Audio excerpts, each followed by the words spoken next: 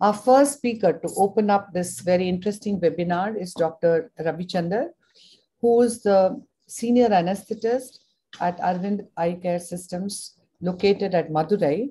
And he is going to talk on some very essential topic, anesthesia and pediatric ophthalmology. And I think it's critical for us to understand this before we move on to the more deeper segments of pediatric ophthalmology.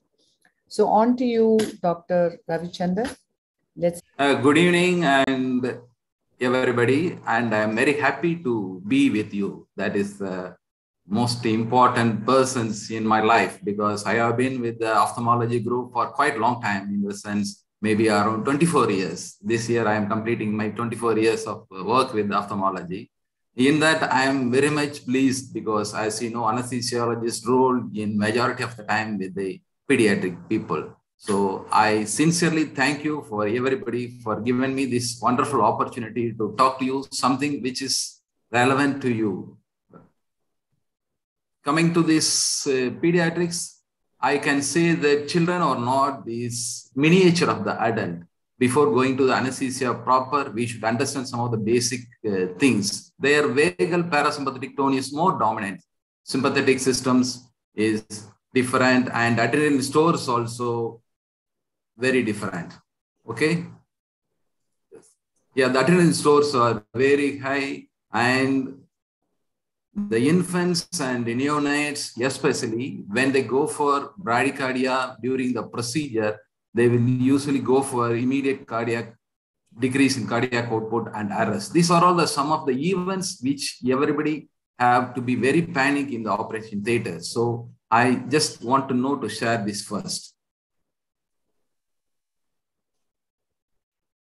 Next is the pediatrics and priorities. Why I am saying the pediatrics in ophthalmology, there are a lot of lists in this OT. I used to say the pediatric patients has to be given priorities, because the dehydration is one of the poorly tolerated by the pediatrics, because their surface area is large. So they go for easily dehydration if the programmed starvation periods is exceeding. And they usually go for hypoglycemia, which is not even the patients of diabetic, but even for the newborn, neonates, they will usually go for hypoglycemia if the starvation period is high. So if the hypoglycemia is going very high, less than 45 milligrams per cent, we used to give 5% dextrose. This is very important. Why I am saying the baby is usually in the mother's lap without knowing that the baby is going for hypoglycemia. They don't show any reactions of hypoglycemia. Silently, the baby will go for sleep.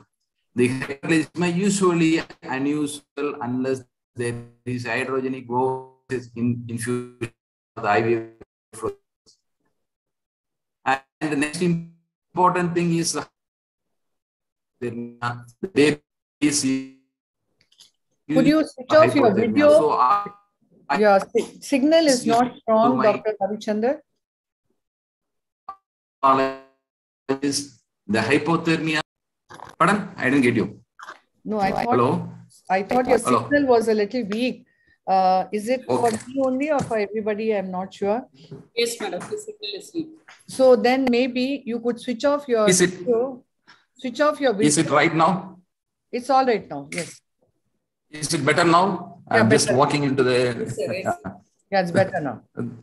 Thank you. Dehydration is one of the poorly tolerated by any pediatric patients. The premature infants especially go for insensible loss of large surface area of the body, and usually they will go for dehydration. I ask everybody to give priorities. And then the hypoglycemia is the next common important factor, because the blood sugar level goes down if the patient's starvation is exceeding, especially when the blood sugar goes below 45 milligrams per cent.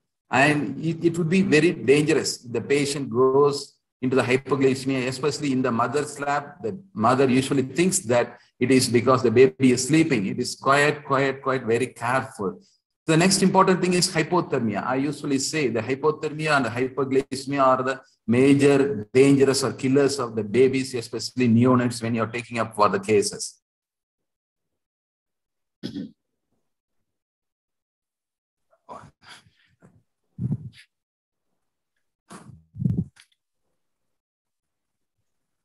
Yeah, according to the American Society of Anesthesiology classification, there are four classification has been developed. The one is the normal healthy patient, and the next ASA2, we used to say, a patient with the mild systemic diseases without substantiate functional limitations. That means these two areas only we are very much interested, very much focused. We never, or we normally, we don't go beyond this limit. A healthy patient or a diseased patient with a minimal systemic diseases, and that who have been very much under control. It is not that patient who is otherwise going to die, or the patient is with the surgery, patient is going to survive. These type two areas which we are normally don't take the cases.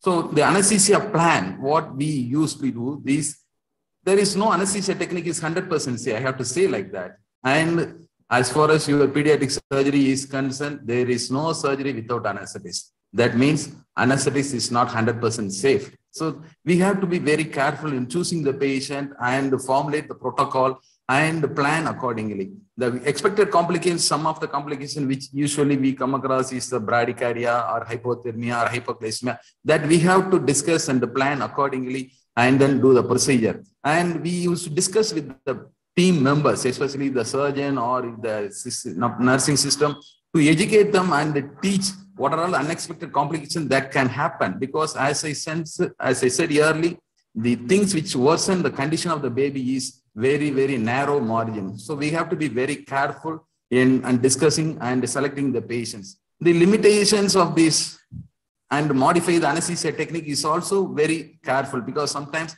the surgeons feel that has to be done for 1 hour or 2 hours, something like that. Depends on the patient general condition. We have to modify and plan accordingly.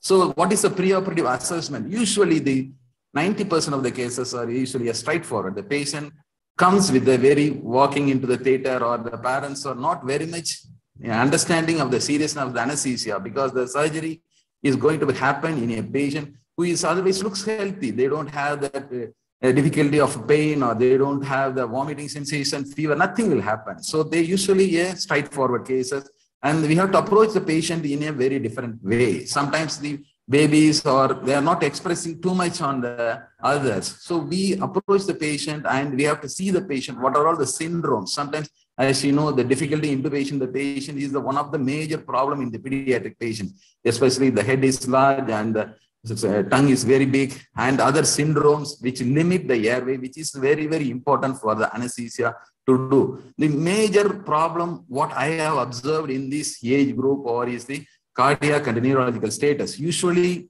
it is very difficult to identify, because the baby may not express their problem, and the cry is the only exchange between the parents and the children, and parents and the anesthetist or the surgeon. So we have to examine very carefully. Most of the time, the cardiac problem may be very mild, usually a silent ASD or VSD, or some neurological factors, the developmental delay, because we don't be able to find some of the problem. So we have to assess the patient in such a way there should not be any post-operative problem during that period.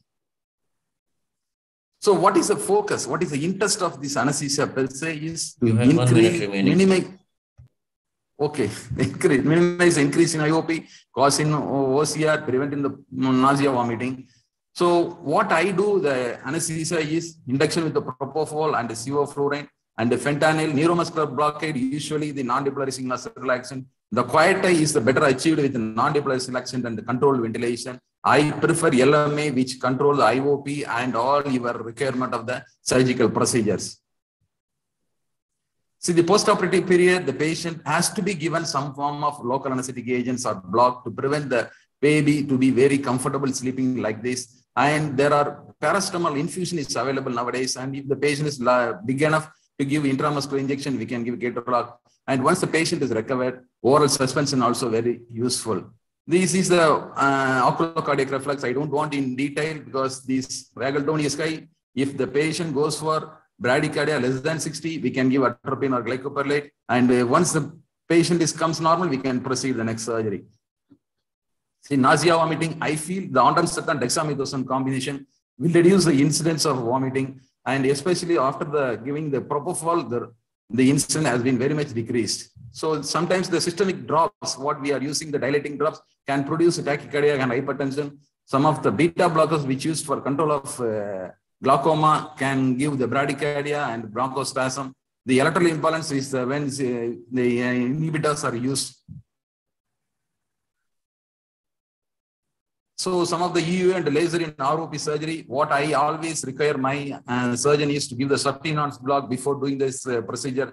Thereby it limits this problem of the baby-induced tachycardia is very much reduced. So these are all the issues that commonly we discuss with the surgeon. The use of adrenaline. Usually the adrenaline is the one requirement by the surgeon. Previously, I never had, but of late, everybody is asking the use of adrenaline. But at the same time, we are also upgraded from the halothane, which is very dangerous for the adrenaline. Now, the use of sevoflurane, unless the patient is some cardiac compensated patient, decompensated patient, the adrenaline can be used with a caution. And the positive pressure is the one which is always demand from the surgeon. The deep plane of anesthesia definitely will do the wonder. And the ideal time to measure the IOP, if you ask me, before the patient manipulated in the orotracheal fascia or by any muscle relaxation, just sleeping dose of any propofol or any midazolam and then do the procedure. And IOP is usually raised in coughing and vomiting. So anesthesia has to be well managed in such a way the patient should not cough in the end of the procedure and vomiting. We don't know how much damage will create inside the eye. There is no proof so far, but there are happenings which in the traumatic patients. And I always insist my surgeon to use the local anesthetic at the end so that the patient will be very comfortable at the end. The sedation role always be questioned because if the patient is asleep, I am comfortable. If the patient is too much asleep, the parents will be asking why the patient is not waking up. So the more important thing is give anesthesia in a quiet eye for a comfortable for the surgeon is very important. Thank you. I think I have completed in time because of this internet problem. I could not be able to do little early. Thank you. Thank you. Thank you very much. And a very interesting talk, Dr. Ravichandar, because there's always so much we need while we are with the anesthetist. And I'm going to ask you a simple question, and I look forward to Veena and the other expert panel asking some more. A role of topical anesthesia with intravenous conscious sedation and strabismology surgery, and how young would the patient have to be to do this? Yeah, that's one. I did one study with the intravenous propofol infusion with xylocaine jelly for a patient. We used to do with the age group of 12 and above. The patient has to be little more cooperative for the procedure, and we can give propofol infusion at the rate of 6 milligram per kilogram per hour, and then apply the xylocaine jelly for half an hour before the procedure and do the procedure. We have some good results and it's fine only. Okay. Veena? Yes, ma'am. Yeah. Sir, this thing. In dental procedures, they're using this conscious sedation of nitrous and oxygen. As a if in uncooperative children for procedures they are using. Yes. What about that in our practice, sir? We are not doing it, but I've also heard that's right. fentanyl and midazolam being used. Yes. What the most important thing is the titrated doses. See, as you know, you are occupying the major head end. See, the airway is also nearby. So the titrated dose of fentanyl and midazolam or with nitrous oxide oxygen flow through the nostril and do the procedure is possible. Only thing is how much effective you are giving the analgesic doses in the form of either subtenons or in the form of local drops, and the patient has to be pain-free during because sedation is not alternate for the surgical anesthesia procedures, but it will make the patient comfortable because as she said, conscious sedation doesn't mean there's nitrous oxide oxygen alone. As she said, this fentanyl and midazolam also is very useful combination, but only thing is how titrated, how safely you are conducting the anesthesia procedures for the safety of the respiration. Yes, true, very relevant. Can you tell us how to manage the case of homocystinuria pre-operatively and post-operatively? Yeah, right. Nice question. Because nowadays I have the interest of asking all the congenital dislocated patient to do the what is called this homocysteine level test. If the level is above 20, it's a standard of homocystinuria positive. What we do, the starvation period, we usually minimize and the 6 hours, because if the starvation is prolonged, they are more prone for thromboembolic phenomena. So what you do is, we give sufficient IV fluid hydration before starting the procedure, number one. The starvation period is limited, sufficient IV fluid, and most interestingly, we started using these stockinette in the legs. See, because the stagnation can happen in the anesthetized legs. So the thromboembolism is possible, like deep vein thrombosis. We use this stockinette and compress these all the lower limb and then proceed with the anesthesia. We have that some studies saying that nitrous oxide should be avoided in high level of homocysteine level. We do with the oxygen and the high level of sevoflurane, not with nitrous oxide alone. And post-operatively, till the patient gets up, we are giving that IV fluid continuously. The patients are doing well. So far, we didn't face any mortality, something like that. Yeah. I missed something which you said for deep vein. What target? What was it? I didn't hear that. Yeah, the stockinette, what we are applying in the legs. So this stagnation of this, see, the problem with the homocystinuria is thromboembolism. So these are all the areas that is more prone for that. So we usually give that stockinette in the both lower limbs and then proceed for anesthesia, avoid nitrous oxide and increase the sevoflurane to balance the nitrous oxide, so that we completed that anesthesia. So how long we should do pre or prophylaxis of B12 or folate combination? Actually nowadays the folate and B12 is the one treatment which is not that mandatory or something. There are some enzyme conversion tablets are available. People have started using nowadays. Okay. Thank you. That doesn't interact with anesthesia. Okay, B12 or folate doesn't interact with anesthesia. Oh. Thank you very much, Dr. Ravichandar. There's a lot of learning from your talk, and we're truly happy to know you in this